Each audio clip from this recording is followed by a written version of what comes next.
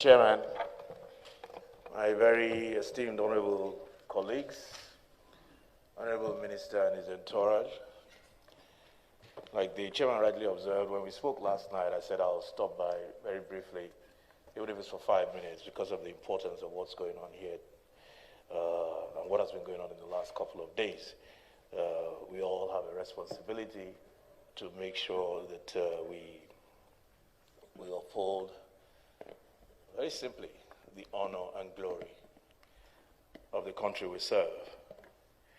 Honorable Minister, let me commend you for your efforts so far and what you've done and what you have been doing. But let me just make a couple of comments. So I think it's on that premise and in that context that I want us to see what is going on, what is happening today. And I'm sure, I don't know if the chairman or any of my colleagues may have alluded to what I'm about to say. It's public knowledge. I think we should look at this thing from the premise that the Nigerian state was attacked. It's not a building was demolished, no. The Nigerian state was attacked. And I think if we look at it from that premise, we begin to understand or underscore the importance and the gravity of what we're dealing with. Because in terms of immunity and inviolability in terms of the diplomatic immunity, inviolability or whatever, it also extends to property. But now we're talking about the state. It is trite that the embassy of any country is actually the state, the sovereign location in that particular foreign country. And that is why when there's problem in Nigeria today, all Americans will run to the American embassy to seek shelter because you cannot even move near there. So from that point of view, we need to address this in that context that Nigeria was attacked.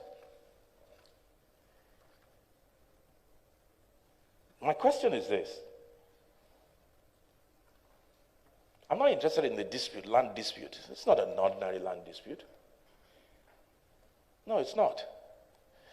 It has now become metamorphosed into a dispute between two countries.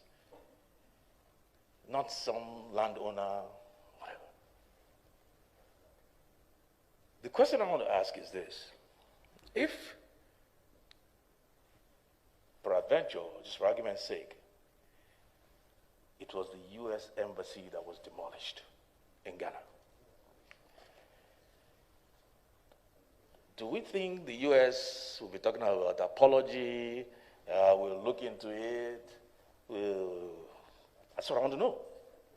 Is that what the U.S., or assuming that the U.S. embassy was demolished here in Nigeria, in Abuja, or the U.K. embassy, or we don't even have to look for a superpower. Just name it, any developed country. Or even if the U.S. embassy was attacked by Canada, their neighbor, is the United States going to fold their arms and say, and be diplomatic in language, or subtle in their approach? Or assuming that the UK embassy was attacked by Scotland, their neighbors. It underscores the point and makes it even worse when we're told that this is the second time it's going to happen.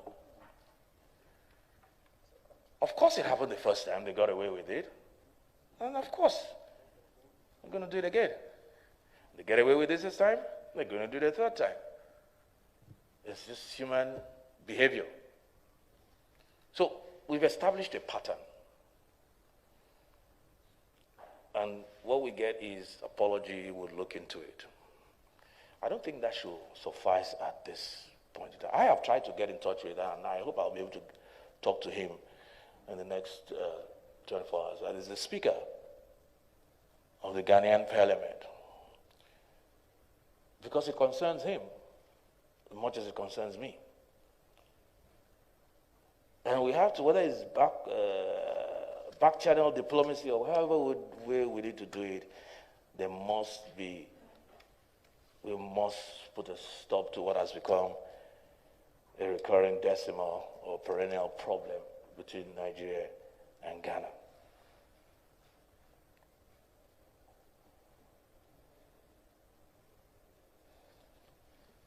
I see a situation, even where you have, because to me, this is like sibling rivalry between two sister countries.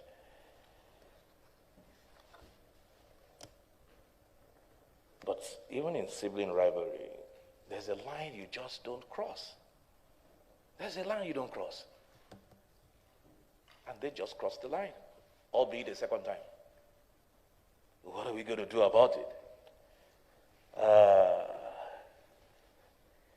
We have heard stories that there is something called, I didn't even know that, Chairman, I don't know if you were aware, there's something called a non-citizen's card in Ghana.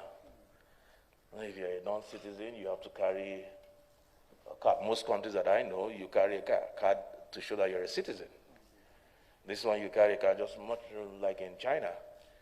You carry a card that shows that you're a non-citizen. And there's been speculation, and it's only speculation, that it was actually directed at Nigerians, because we have almost 2 million people, 2 million Nigerians there. So that seeming innocuous policy is actually aimed at Nigerians.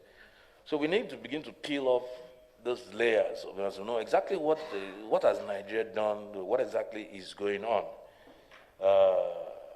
I don't know. I came in at a time when the Honorable Minister was talking about court processes or Ghanaians looking into it, and I think this has gone beyond court processes. And the ideal forum of court, I don't know, Honorable Minister, you are more versed and experienced in foreign affairs.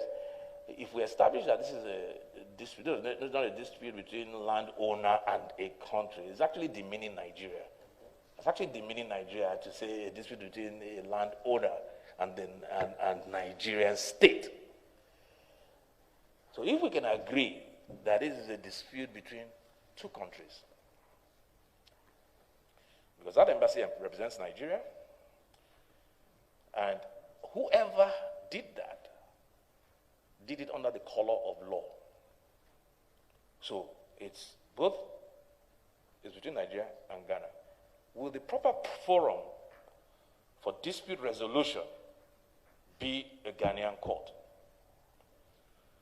So I think if we can establish the fact that it's a dispute between two, it's an international dispute, and under international jurisprudence, I don't know if the UN or whatever, whether it's ECOWAS, I'm not sure. That's why I'm yielding to you and conceding to you that you probably have more. I think that's what we should be looking at. That's the forum we should be looking at. Because invariably, if Ghana has a problem and they're operating through subterranean moves, have a problem in Nigeria, what do we think the outcome of the legal proceedings will be? So I think we should pursue it from that angle. I think we should make it clear, which I know that's why I commended you for what you've done so far. Make it clear to the authorities in Ghana. Nigeria is not going to sit down and fold their arms. And you know, reciprocity is a legitimate instrument in foreign relations. The doctrine of reciprocity is, I cannot understand how a country will do that when you know you have prime property in the sister country that you have put under attack. There's property in Abuja, there's property everywhere. And even if a citizen of Ghana and another citizen of Ghana, if they're having land dispute, I want to believe Ghana is a country based on the rule of law and due process.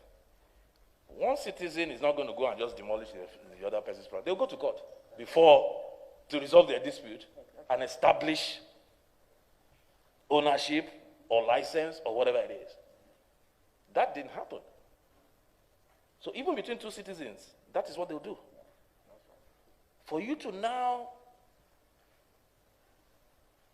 without any fear, or just a country like Nigeria, or any country, even the smallest country, just go over the cover of night, the police did not come, nobody showed up, and just demolish the place. It shows high disrespect for the country. And that's why we're here to uphold our honor and glory. That's what we're here to do. And we must uphold the honor and glory of Nigeria. Otherwise, we become a sleeping giant, a laughing stock. South Africa did it. Ghana did it. Tomorrow will be the turn of Uganda. The next time will be Ethiopia. And what will we do? Because of the gentle man that we are as a country, we will continue to send letters and accept apologies. So that's just the beat I have. And I want us to go on that premise.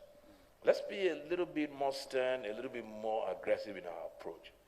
The days of being trying to be diplomatic and be a gentleman, I think we should put that aside, especially because there's something in law called recidivist. It's the second time it's happening.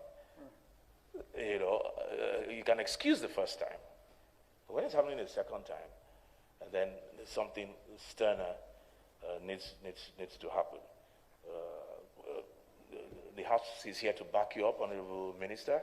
Whatever we need to do, whatever needs to be done. Like I said, I'm trying to reach the Speaker of the Parliament to see how we can resolve this issue, but not in the way of they're going to a Ghanaian court to go and find out ownership. We're beyond ownership. That place belongs to Nigeria. That is Nigeria. Not that it belongs to Nigeria. That is Nigeria.